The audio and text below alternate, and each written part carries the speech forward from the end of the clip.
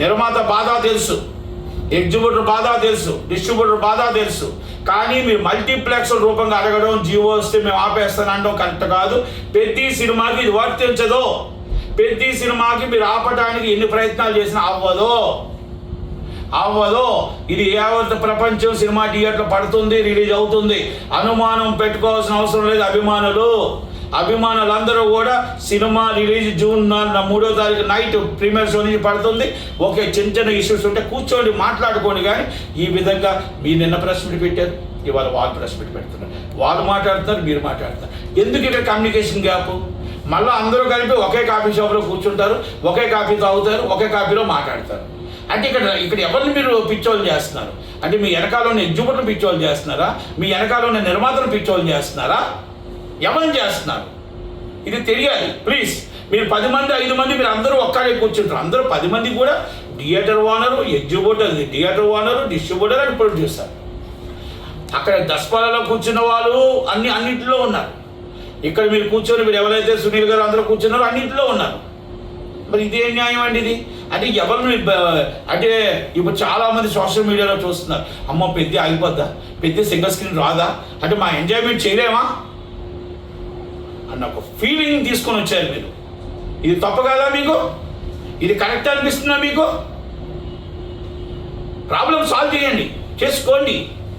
కానీ ఆ ప్రాబ్లంని మీరు council and chamber and Telangana chamber కూర్చోండి, అందరూ కూర్చోండి, అందరినీ పిలండి. చిన్న సినిమా నిర్మాతలు కూడా పిలవండి, పిలిచి అభిప్రాయం తెలుసుకోండి, మా బాధను తెలుసుకోండి, మా కష్టాన్ని తెలుసుకోండి.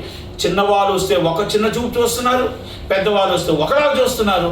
ఇది ఎంత దాకా కరెక్టో ఒక్కసారి ఆలోచించండి. అందుకే నేను చెప్తున్నా, మీరు రేపు సాయంత్రం 48 hours లోపల మీరు ఎట్టి బస్సులో చిన్న సినిమా నిర్మాతల్ని, పెద్ద సినిమా నిర్మాతల్ని, ఎగ్జిబ్యూటర్ని, డిస్ట్రిబ్యూటర్లు పిలిచి జాయింట్ మీటింగ్ రేపు 15వ తారీఖు ఉంది. ఈ 15 అందరినీ పిలండి, అందరి అభిప్రాయం తీసుకోండి. 15వ తారీఖు నాడు మొత్తం టోటల్గా ఛాంబర్లో ఏకాభిప్రాయం తీసుకొచ్చి దీనికి ఫుల్ స్టాప్ పెట్టండి. ఇది ఫుల్ స్టాప్ పెట్టగలిగితే బాగుంటుంది, పెట్టకపోతే వేరే విధంగా వెళ్తుంది. కనుక జనాలకి, వేరే అభిమానులకి అందరికీ కూడా ఆగ్రహం తెప్పించే విధంగా ఉంటుంది. కనుక దయచేసి మీరు అర్థం చేసుకుంటారని, ఆలోచిస్తారని, మీరందరూ కూడా పెద్ద మనుషులు, బడా నిర్మాతలు, బడా డిస్ట్రిబ్యూటర్స్ అండ్ బడా ఎగ్జిబ్యూటర్స్. కనుక 10 మందే రాజ్యం కాదు, 10 మందే ఇండస్ట్రీ కాదు. ఇది అందరూ అన్ని వేల మంది ఉంటేనే ఇండస్ట్రీ అనేది గుర్తుపెట్టుకోండి. పాన్ ఇండియా రేవంత్ రెడ్డి గారు, పాన్ ఇండియా చంద్రబాబు నాయుడు గారు, దానికి రేటు పెరగాలి, రేటు రావాలి, జీవో రావాలి, రేటు అమ్మాలి. మనకి అది దానికి తగ్గ కష్టం అడుగుదాం, దానికి తగ్గ ప్రీమియర్ షో డబ్బులు అడుగుదాం. ఐమాక్స్ని మనం పోల్చొద్దు, మనది మనం పోల్చుకుందాం. దయచేసి నిలబడి అందరూ కూడా చేస్తారని ఆలోచించి నిర్ణయం తీసుకుంటారని మనం చూసుకుందాం. Thank you very much. అందరూ కూడా వచ్చినందుకు thank you very much. Thank you.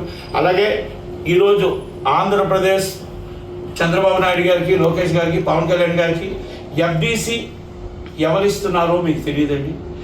అలాగే అక్కడ ఎఫ్డీసీ ఎండి ఎవరున్నారో తెలియదు. ఆంధ్రప్రదేశ్ సినిమా ఇండస్ట్రీ డెవలపింగ్ ఉందా లేదా? 2 సంవత్సరాలు పూర్తవుతుంది. ఈ 3 సంవత్సరాల్లో ఆంధ్రప్రదేశ్కి మీరు స్టూడియోస్ కానీ, మొత్తం టోటల్గా ఇన్ఫ్రాస్ట్రక్చర్ కానీ, డెవలపింగ్ కానీ మేము అడగడమే అవుతుంది తప్ప మీరు ఎవరికైనా ఇస్తున్నారా, ఇవ్వట్లేదా? అసలు డెవలపింగ్ అనేది ఆలోచన మీకు ఉందా లేదా? సినిమా ఇండస్ట్రీ, మన సంఖలో ఉన్న సినిమా ఇండస్ట్రీని తీసుకురావడానికి పరిశ్రమలు ఏమొస్తాయి? ఈరోజు ఆంధ్రప్రదేశ్ ఏం డెవలప్ అవుతుంది? సినిమా ఇండస్ట్రీకి టూరిజం డెవలప్ అవ్వాలి. అందుకే నేను ఒకటి అడుగుతున్నాను, బోర్డు పెట్టుకోవడానికో, కాలు పెట్టుకోవడానికో, ఆ కాలు పెట్టుకొని బొగ్గ కారు వేసుకొని తిరగటానికో కాదండి. మనం కష్టపడి ఆంధ్రప్రదేశ్ సినిమా ఇండస్ట్రీ తీసుకెళ్ళి డెవలప్ చేసి, మేము ఇస్తున్న 68%, ప్రజలు ఇస్తున్న 68%కి మనకి ఇన్ఫ్రాస్ట్రక్చర్ ఇచ్చి, మనకి డెవలపింగ్ ఇచ్చి, ఎంప్లాయ్మెంట్ ఇవ్వగలగాలి. సినిమా ఇండస్ట్రీ డెవలప్ అవ్వాలి. కనుక మీరు ఎఫ్డీసీ చైర్మన్కి ఇచ్చిన, ఎఫ్డీసీ ఎండి ఉన్న విజయవాడలో కూర్చోవడం కాదండి. Andhra Pradesh and tourism and FDC develop చేయాలి. మీరు ఈ సంవత్సరం 3 సంవత్సరాల్లో చేయగలుగుతారా? ఎక్కడైనా అమరావతిలో స్టూడియో కట్టగలుగుతారా? ఆంధ్రప్రదేశ్లో మీరు 30 ఎకరాల కారిడార్, 30 కిలోమీటర్ల కారిడార్ మీరు చేయగలుగుతారా? మీరు మొత్తం ఇన్ఫ్రాస్ట్రక్చర్ డెవలప్ చేయగలుగుతారా? చేయగలుగుతారా, ఎంప్లాయ్మెంట్ ఎంతమందికి ఇవ్వగలుగుతారు అని సూటుగా నేను అడుగుతున్నా. ఎవరెవరో వచ్చి ఒక కులానికి చెందిన వారికో ఎవరికో ఇచ్చేసి పదవులు ఇచ్చేస్తే ఆ పదవుల్లో వెళ్ళి మాకు అలంకారం కోసం మీ అందరూ ఆనందం కోసం చేస్తే కాదు. ఇది సినిమా ఇండస్ట్రీ బాగుండాలని పదవి ఇవ్వండి, సినిమా ఇండస్ట్రీ కష్టపడటానికి పదవి ఇవ్వండి, సినిమా ఇండస్ట్రీ మీ పార్టీకి కష్టపడిన వాళ్ళకి ఇవ్వండి, అలాగే మీ దీంట్లో గవర్నమెంట్కి డెవలప్ అవడానికి ఇవ్వండి, పదవి డెవలప్ అయ్యి గవర్నమెంట్ సినిమా ఇండస్ట్రీ అక్కడికి వెళ్ళేటట్టు ఇవ్వండి. అంతే తప్ప ఎవరెవరికో పదవులు ఇవ్వడానికి ఆశపడుతుంటారు అందరూ. ఆశలో నేను ఆశాజీవినే. కానీ నాకు ఎప్పుడైతే అర్థమైందో నాకు అవసరం లేదు అని అర్థమైపోయింది. కాపులు 100% కాపులకి పదవి రావాలంటే చాలా కష్టం. ఎందుకంటే కాపులు ఎక్కిచ్చేవారు, అందరూ ఎక్కిచ్చేవారు కానీ అందరూ ఎక్కేవారు కాదు. కాపులు ఎవరికైనా మేము సపోర్ట్ చేసేవారమే కానీ వాళ్ళ కిందను కూర్చొని చూసేవాళ్ళమే. మేము ఎక్కాలి అంటే ఆ రోజు వంగవీటి మోహన రంగా గారితో అయిపోయింది. వంగవీటి మోహన రంగా గారు కాపులు సీఎం అవ్వాలని కోరుకున్నాం. కానీ ఈనాటికి కూడా మేము ఎవరికైనా సపోర్ట్ చేసి ఎక్కించడమే తప్ప మేము కింద నుంచి చూసేవాళ్ళమే అని మాకు అర్థమైంది. కనుక ఇది మాకు వస్తుందనేది మర్చిపోయాం.